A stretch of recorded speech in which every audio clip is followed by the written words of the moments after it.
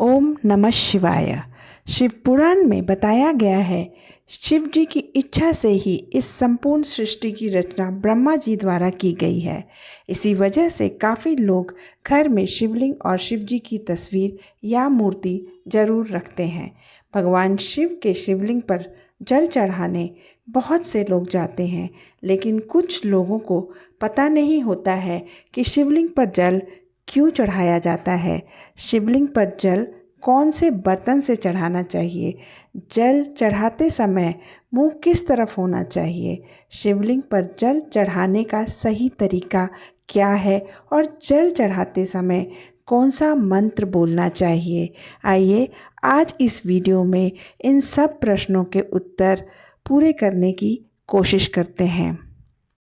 तो आइए सबसे पहले ये जाना जाए कि शिवलिंग पर जल क्यों चढ़ाया जाता है। इसके पीछे एक पौराणिक कथा है। समुद्र मंथन के बारे में आप सभी जानते हैं।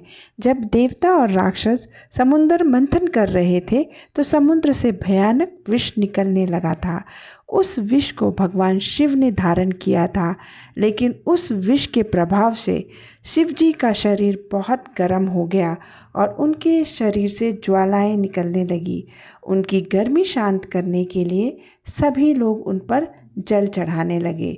जब तक विष निकलता रहा तब तक शिव जी उस विष को ग्रहण करते रहे और गर्मी शांत करने के लिए सभी लोग उन पर जल गिराते रहे। इससे शिव जी की गर्मी शांत हुई और वे बड़े प्रसन्न हुए और तभी से उन्होंने प्रण लिया कि जब भी कोई उन पर जल चढ़ाएगा वे उसके जीवन से हर प्रकार का संकट यानी विष ग्रहण कर लेंगे। इसीलिए संकट निवारण, शिव जी की प्रसन्नता तथा आशीर्वाद के लिए शिवलिंग पर जल चढ़ाया जाता है। अब आइए जानते हैं कि जल को किस तरह से चढ़ाना चाहिए। कभी भी शिव जी को जल तेजी से नहीं चढ़ाना चाहिए। शास्त्रों में भी बताया गया है कि शिव जी को जल धारा अत्यंत प्रिय है, इसलिए जल चढ़ाते समय ध्यान रखें कि जल के पात्र से धार बनाते हुए धीरे से जल अर्पित करें। पतली जल धार शिवलिंग पर चढ़ाने से भगवान शिव की विशेष कृपा दृष्टि प्राप्त होती है।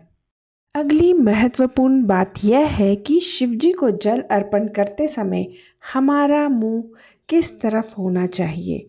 शिवजी का निवास स्थान कैलाश पर्वत पर माना गया है।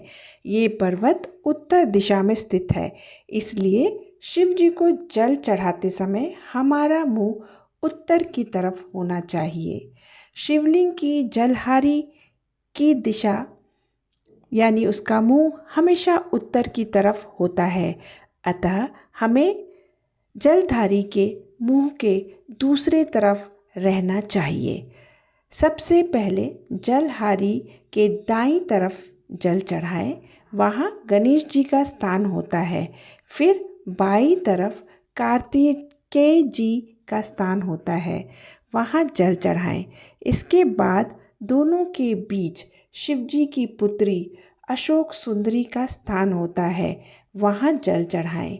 जलधारी का गोलाकार हिस्सा माता पार्वती का हस्त कमल होता है, उसे साफ करके वहाँ जल चढ़ाएं। इसके बाद शिवलिंग पर जल चढ़ाएं। पात्र में भरा पूरा जल चढ़ा देना चाहिए। फिर भी बच जाए तो शिवजी के ऊपर यदि कलश हो तो जल उसमें डाल देना चाहिए। शिवलिंग पर जल खड़े होकर चढ़ाना चाहिए या बैठकर, यह इस बात पर निर्भर करता है कि शिवलिंग किस प्रकार का है। क्या आप जानते हैं कि शिवलिंग कितने प्रकार के होते हैं? मंदिर में शिवलिंग 2 प्रकार के हो सकते हैं, शक्ति शिवलिंग और विष्णु शिवलिंग यानी हरि सर्वेश्वर शिवलिंग। जिस शिवलिंग की जलहरी धरती से छूती हुई होती है वो शक्ति शिवलिंग होता है। इसकी जलहरी माता पार्वती का हस्त कमल होती है। ऐसे शिवलिंग पर बैठकर जल चढ़ाना चाहिए। जो शिवलिंग डमरू के आकार का होता है, जिसकी जलहरी धरती से थोड़ी ऊपर होती है, वो शिवलिंग विष्णु शिवलिंग कहलाता है। इसकी जलहरी ब्रह्मा जी का हस्तकमल होता है। जलहरी के नीचे बना आकार विष्णु जी का हस्तकमल होता है। ऐसे शिवलिंग पर खड़े होकर जल चढ़ाना चाहिए। खड़े होकर जल चढ़ाते समय दोनों पैर बराबर नहीं रखने चाहिए। दाएं पैर आगे और बाएं पैर को थोड़ा सा पीछे रखना चाहिए। आइए अब जानते हैं कि जिस पात्र से आप जल चढ़ाते हैं वह पात्र किस धातु का बना हो। जिस पात्र से आप शिव जी को जल चढ़ाएं वह पात्र तांबे का या चांदी का होना चाहिए। तांबे का लोटा है तो इससे दूध नहीं चढ़ाना चाहिए। जल चढ़ाने के लिए स्टील के बर्तन का उपयोग नहीं करना चाहिए, क्योंकि स्टील लोहे से बना होता है। शिव जी को जल अर्पित करते समय इस मंत्र का उच्चारण करना चाहिए। ओम नमः संभवाय च मयोभवाय च, नमः शंकराय च मयस्कराय च, नमः शिवाय च शिवतराय च। यदि इस मंत्र का उच्चारण ना कर पाए तो ओम नमः शिवाय का जाप भी कर सकते हैं। आशा करती हूँ कि आपको दी गई जानकारी अच्छी लगी हो और ज्ञानवर्धक हो। कृपया इस वीडियो को लाइक, सब्सक्राइब और शेयर करें।